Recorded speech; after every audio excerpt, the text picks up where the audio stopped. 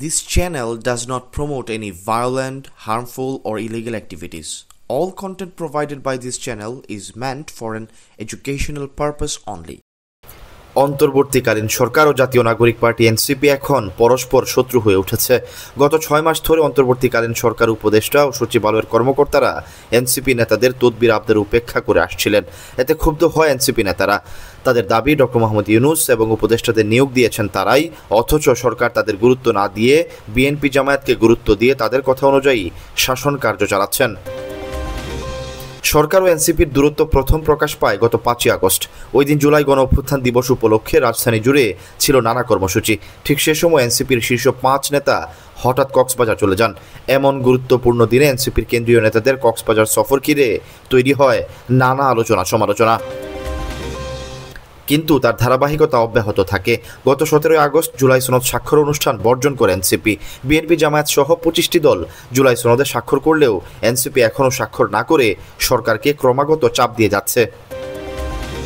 এনসিপির মুখ্য সমন্বয়ক নাসিরউদ্দিন পাটোয়ারি বলেছেন, ডক্টর মোহাম্মদ ইউনূস কেন্দ্রীয় শহীদ মিনারে উপস্থিত হয়ে শহীদ পরিবারের উপস্থিতিতে জাতীয় জুলাই সনদ বাস্তবায়নে স্বাক্ষর করতে হবে। অন্যথায় ডক্টর মোহাম্মদ ইউনূস ও ডক্টর আসিফ নজরুলকে সেফ এক্সিট দেওয়া হবে না। গত 28 অক্টোবর বিকেলে রাজধানীর জাতীয় প্রেস ক্লাবের জহুরুল হক হলে আয়োজিত জুলাই সনদ বাস্তবায়নের রূপরেখা শীর্ষক গোলটেবিল বৈঠকে তিনি একথা বলেন। ডক্টর ইউনূস শহীদ মিনারে যাবেন তার উপদেষ্টা বর্গকে নিয়ে, উনি সেখানে আদেশ জারি করবেন, সাইন করবেন। যদি এটাতে সম্মত হন, আমরা শহীদ মিনারে যাব, ওইখানে আমরা সাইন করে দিব। এবং ডক্টর ইউনূসকে অবশ্যই যমুনা থেকে কোনো সাইন চলবে না, সচিবালয় থেকে কোনো সাইন চলবে না। ওনার জনগণের সম্মুখে উপস্থিত হতে হবে। যথেষ্ট ধৈর্য ধারণ করেছি আমরা, অনেক দিন সবার থেকে তো উনি লুকিয়েছিলেন, আর লুকানোর ওনাকে সুযোগ নাই। যেহেতু জনতা আপনাকে পাওয়ার দিয়েছে, ক্ষমতা দিয়েছে, আপনি এখন জনগণের সামনে যাবেন, জনগণের সামনে উপস্থিত হবেন। আপনি শহীদ মিনারে যাবেন, সকল আহত ফ্যামিলিদেরকে ডাকবেন, সকল শহীদ ফ্যামিলিদেরকে ডাকবেন, ডেকে তাদেরকে বলবেন যে তোমাদের রক্তের উপর আমি বসেছিলাম, আজকে আমি আদর্শের মাধ্যমে তোমাদের যে পাওনা, নতুন বাংলাদেশের যে স্বপ্ন, আমি আজকে সাইনের মধ্যে তোমাদেরকে এটা বুঝিয়ে দিতেছি। এর মধ্যে ডক্টর ইউনূসের এক্সিট প্ল্যান, এছাড়া ডক্টর ইউনূসের কোনো বাংলাদেশে আর কোনো এক্সিট প্ল্যান নেই। দ্বিতীয়ত যে বিষয়টা, সেটা হলো কনসেনসাস কমিশন থেকে এই সংস্কার প্রক্রিয়ার যে পেপারগুলো রয়েছে, এগুলো এখন আইন মন্ত্রণালয়ে গিয়েছে, অর্থাৎ এগুলো এখন আইন মন্ত্রণালয়ের কাজ। ফলত আসিফ নজরুলের সামনে দুইটা চ্যালেঞ্জ রয়েছে। 1 নম্বর চ্যালেঞ্জ হলো এই সংস্কার প্রক্রিয়াগুলো জনগণের যে ন্যায্য দাবি তাকে বুঝিয়ে দিতে হবে। 2 নম্বর হলো বিচার প্রক্রিয়া, তাকে বুঝিয়ে দিতে হবে। এই সংস্কার প্রক্রিয়া এবং বিচার প্রক্রিয়া যদি উনি বুঝিয়ে না দিতে পারেন, তাহলে আসিফ নজরুলের বাংলাদেশে কোনো এক্সিট প্ল্যান নেই। জাতীয় নাগরিক পার্টি আয়োজিত এই গোলটেবিল বৈঠকে নাসিরউদ্দিন পাটোয়ারি বলেন, জাতীয় ঐকমত্য কমিশনের রিপোর্ট জমা দেওয়া জুলাই শহীদ ও জনগণের বড় অর্জন। জুলাই সনদ সই না করা এটা হারিয়ে যাওয়ার ভয় ছিল। এনসিপি ঝুঁকি নিয়ে অবস্থান নিয়েছে, এর সুফল এখন জনগণ পাচ্ছে। 5ই আগস্ট রাজনৈতিক দলগুলোর সেনানিবাসে গিয়ে সেনা প্রধানের সঙ্গে বৈঠকের তীব্র সমালোচনা করেন তৎকালীন কোটা সংস্কার আন্দোলনের এই নেতা। 5 তারিখে আমরা শাহবাগ থেকেই ঘোষণাপত্র দিতে পারতাম, কিন্তু ওইখানে একটা বিশৃঙ্খলা সৃষ্টি ঘটানো হয়েছে।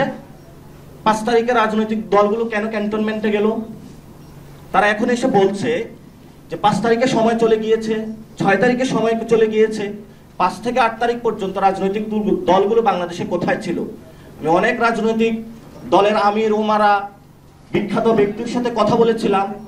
ওনারা বলল যে আমাদেরকে ক্যান্টনমেন্টে নিয়ে যাওয়া হয়েছে, ফোন দিয়ে আমরাও কিছু বুঝতে পারতেছিলাম না বাংলাদেশে কি হচ্ছে।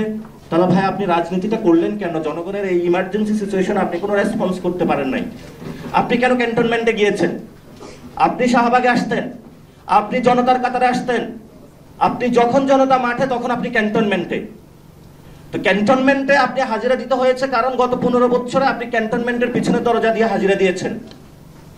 ফলত আপনার ওই দিন বাধ্য হয়ে ক্যান্টনমেন্টে আপনাকে উপস্থিত হতে হয়েছে। কিন্তু আমাদেরকে আহ্বান জানানো হয়েছিল, আমরা ক্যান্টনমেন্টে যাই নাই, আমরা জনতার কাতারে ছিলাম। আস্তে আস্তে করে এই বিষয়ে জনমত তৈরি করেছি। কনসেনসাস কমিশনের মাধ্যমে কিভাবে বাংলাদেশে একটি নতুন রিপাবলিক নিয়ে আসা যায় সেই প্রচেষ্টাটা আমরা চালিয়ে যাচ্ছি।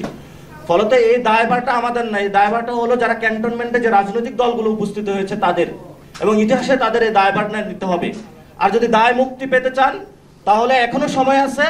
এই সংস্কার কমিশনে যে রিপোর্টটা এসেছে সেটা জনগণের প্রাপ্য হিস্সা, যেটা সাইন করে এবং বাস্তবায়ন প্রক্রিয়া গিয়ে জনগণকে আপনারা বুঝিয়ে দিন। ঐকমত্য কমিশনের সংস্কার প্রস্তাব বাস্তবায়ন না হলে দেশে গৃহযুদ্ধ হবে বলে হুঁশিয়ারি উচ্চারণ করেন এনসিপির মুখ্য সমন্বয়ক। বলেন, এর দায়ভার রাজনৈতিক দলগুলোকেই নিতে হবে। এই সংস্কার প্রক্রিয়া যদি আমরা বাংলাদেশে এস্টাবলিশ বা বাস্তবায়ন করতে না পারি তাহলে কি হবে? বাংলাদেশে এক নম্বর একটা গৃহযুদ্ধ হবে। এই গৃহযুদ্ধের মাধ্যমে বর্তমান যে জিওপলিটিক্যাল সিচুয়েশন রয়েছে, আমরা এই গৃহযুদ্ধের ভার নিতে পারবো না।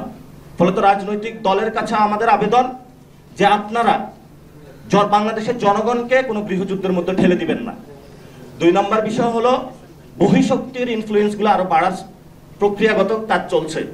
সেই জায়গা থেকে আমরা বলবো আপনারা লন্ডন হোক, তারপরে হলো ওয়াশিংটন হোক অথবা বেইজিং হোক, কোথাও দৌড়াদৌড়ি করবেন না। Dhaka is the prime. Dhaka হলো আমাদের সেন্টার। দক্ষিণ এশিয়ার আগামীতে ঢাকাকে সেন্টার বানাতে হবে আমাদের। এই স্বপ্ন নিয়ে আমরা কাজ করছি। ফলত যদি বিদেশে বেশি দৌড়াদৌড়ি করেন তাহলে বাংলাদেশের জনগণের সামনে আসলে জনগণ আপনাদেরকে হয়তো ঝাড়ু মিছিল দিয়ে ঝাড়ু দিয়ে পিটাবে অথবা জুতা পিটা করবে। এই জন্য হলো আপনাদের মান সম্মান রক্ষা করার জন্য, নিজেদের বাচ্চার দিকে তাকিয়ে কথা বলার জন্য বাপ হিসাবে, মা হিসাবে জনগণের পক্ষে আপনাদেরকে দাঁড়াতে হবে। না হলে ভবিষ্যতে আপনাদের বাংলাদেশে কোনো নিস্তার নাই। ডক্টর ইউনূসের নেতৃত্বাধীন অন্তর্বর্তী সরকারকে অথর্ব বলে সমালোচনা করে নাসিরউদ্দিন পাটোয়ারী বলেন, যেই লাউ সেই কদুর নির্বাচন চায় না এনসিপি। বিএনপি জামায়াত বিরোধী নাটক করছে। একদল ভারতে আর একদল পাকিস্তানে পা দিয়ে রেখেছে।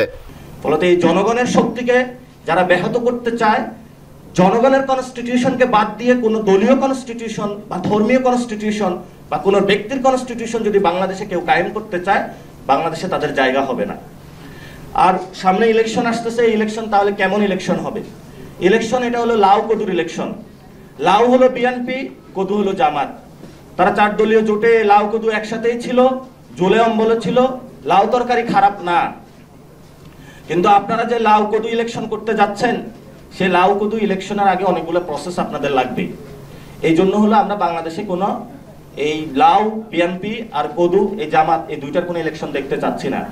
এটা হলো নিজেদের মধ্যে একটা আন্ডারস্ট্যান্ডিং করে একই জোটে ছিল, এখন এসে একটু ভং ধরেছে যে আমরা বিরোধী, তোমরা সরকারে।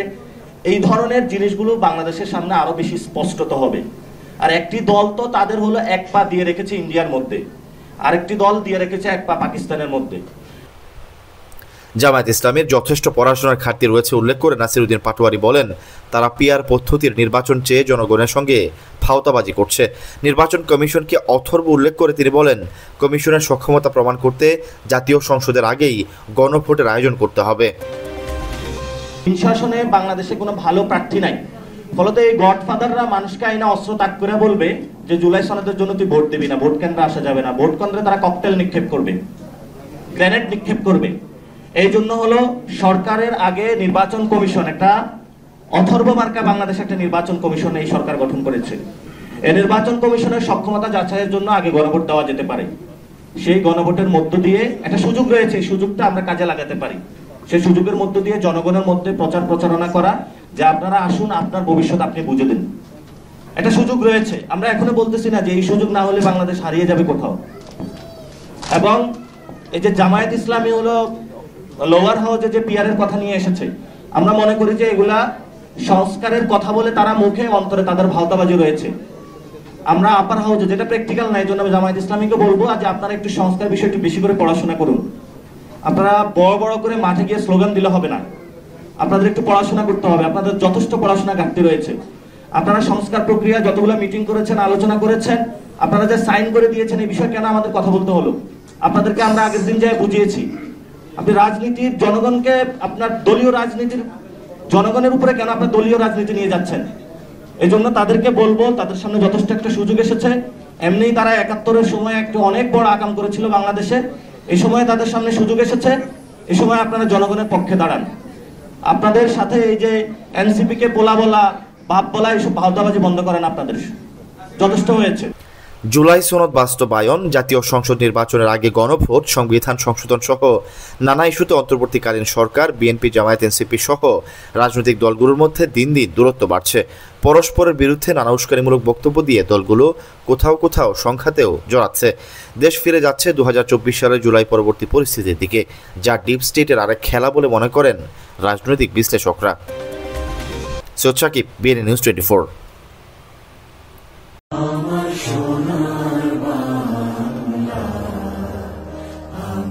আমার